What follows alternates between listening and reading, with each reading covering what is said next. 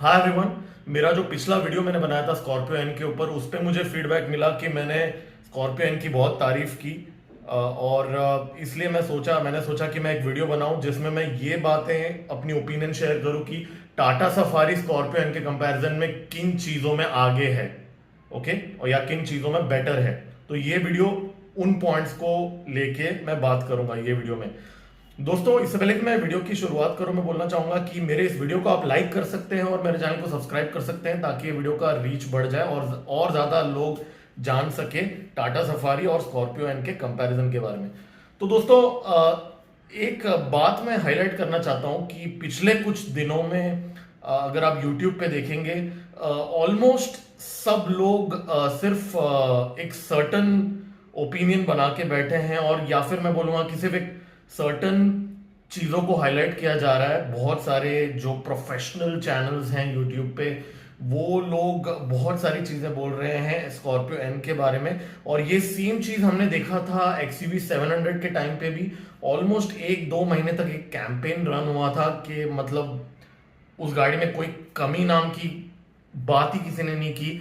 और यूट्यूब पे या कमेंट्स पे अगर कोई भी इस ओपिनियन के अगेंस्ट कुछ भी बोलता है तो इमीडिएटली उनको नेगेटिव कमेंट्स उनके कमेंट्स पे रिप्लाई आ जाते हैं। तो एक बहुत भेड़ चाल वाली बात हो रही है आजकल यूट्यूब पे कि सिर्फ एक ही तरह का ओपिनियन कुछ गाड़ियों को लेके हमने देखा है। तो मैं तो कोई प्रोफेशनल रिव्यूअर नहीं हूँ। हाँ, मैं टाटा सफारी का ओनर हूँ, बायस्ड थोड़ा सा रहूंगा।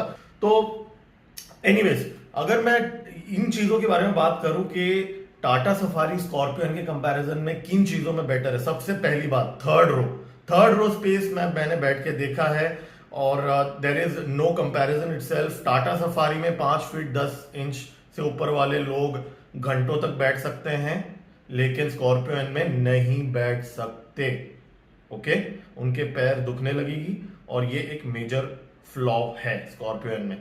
दूसरा, सेकेंड रो स्लाइड नहीं होता पीछे स्कॉर्पियो एन में, तो थर्ड रो बेसिकली वाला कुछ नहीं कर सकता, मतलब वो आगे नहीं ले पाएगा सेकेंड रो, और ना ही वो पीछे जाता है। तो थर्ड रो वाला फंस गया है बेसिकली स्कॉर्पियो एन में। इतना ही नहीं, थर्ड रो में एसी वेंट्स भी नहीं है, मतलब थर्ड रो को एक बहुत ही अनडिजायरेबल स्पेस बना दिया है स्कॉर्पियो एन में।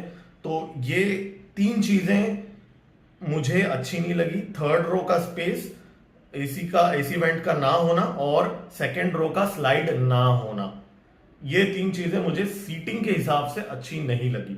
ठीक है, इसके अलावा अगर मैं बात करूं, वेंटिलेटेड सीट्स नहीं आते हैं। ठीक है, अगर आप गर्मी वाले इलाके में रहते हैं और आपको वेंटिलेटेड सीट्स चाहिए, तो पीछे तो दूर की बात है, आगे ड्राइवर के सीट में भी वेंटिलेटेड सीट्स का ऑप्शन आपको नहीं मिलता, जो आजकल by the way standard feature बनते जा रहा है। तो वो भी स्कॉर्पियो एन में आपको नहीं मिलता है। और अगर इतना ही नहीं, पैनोरामिक सनरूफ भी नहीं मिलता है। बहुत सारे फैमिलीज जो है, स्पेशली बच्चे और बहुत सारे फैमिली मेंबर्स आजकल डिमांड कर रहे हैं कि उनको सनरूफ वाली गाड़ी चाहिए, तो वो भी स्कॉर्पियो एन में आपको नहीं मिलता। हालांकि मैं एक चीज बोलना चाहूंगा कि आगे का जो सनरूफ उसका काफी बड़ा है, लेकिन पैनोरामिक सनरूफ नहीं है वो, तो वो सेकेंड रो वाले सनरूफ को एंजॉय नहीं कर सकते स्कॉर्पियो में, तो वो भी एक लैकिंग पॉइंट है। उसके अलावा एक और बात अगर मैं बात करूं, तो ऑटो IRVM भी नहीं है। भाई, महिंद्रा ऐसा क्यों कर रहा है? XUV 700 में भी उन्होंने नहीं दिया, और अब स्कॉर्पियो एन में भी उन्होंने नहीं दिया, तो ये भी एक कमी है अगर मैं बात करूं तो। इसके अलावा और अगर मैं बात करूं स्कॉर्पियो एन के बारे में, देखिए सबसे बड़ी बात, ठीक है, स्कॉर्पियो एन अगर आप बुक करेंगे तो I am sure at least 6 to 12 months की वेटिंग होगी। लेकिन टाटा सफारी अगर आप बुक करेंगे तो आपको 1 या 2 महीने के अंदर मिल जाएगा। इनफैक्ट उतना ही नहीं, 2-3 हफ्ते में भी मिल रहा है बहुत सारे जगहों पे। इनफैक्ट कुछ जगहों पे तो रेडी स्टॉक भी अवेलेबल है टाटा सफारी।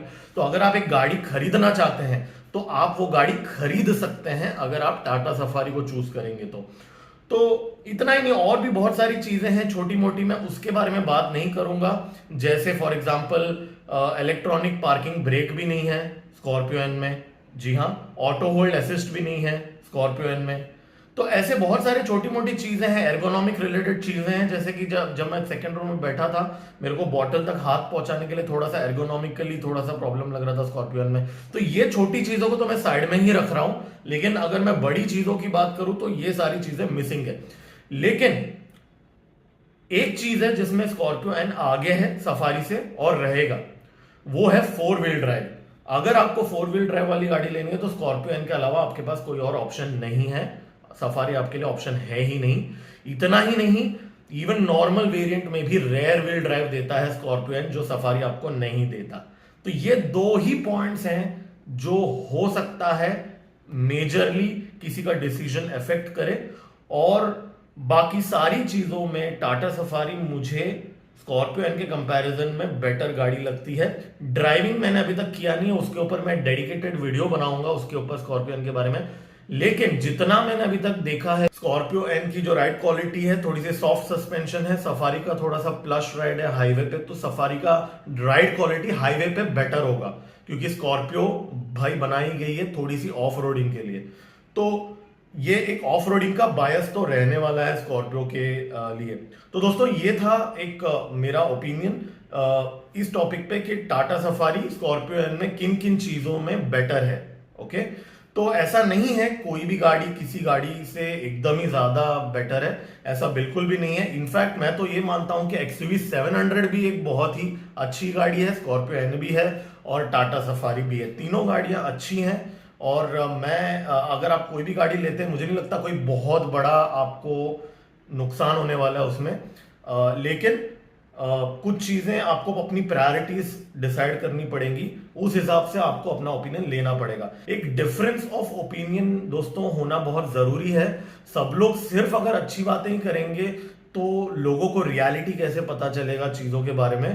तो ये मेरी एक छोटी सी कोशिश थी इस वीडियो के द्वारा एक alternate point of view suggest करने की, एज कंपेयर टू बहुत लोग जो ऐसा बिलीव करते हैं कि सफारी अभी खत्म हो चुकी है। नहीं जी, नहीं, ऐसा बिल्कुल भी नहीं है। उसके अपने डिसएडवांटेजेस और प्रॉब्लम है, उसके ऊपर तो मैं 100 वीडियो बना चुका हूं मेरे चैनल में। लेकिन कोई भी गाड़ी परफेक्ट नहीं होती। इस नोट पे मैं एंड करना चाहता हूँ ये वीडियो। उम्मीद है आप लोगों को पसंद आया होगा। अगर आप लोग को ये वीडियो पसंद आया तो आप ये वीडियो को लाइक कर सकते हैं और मेरे चैनल को सब्सक्राइब कर सकते हैं। Stay tuned.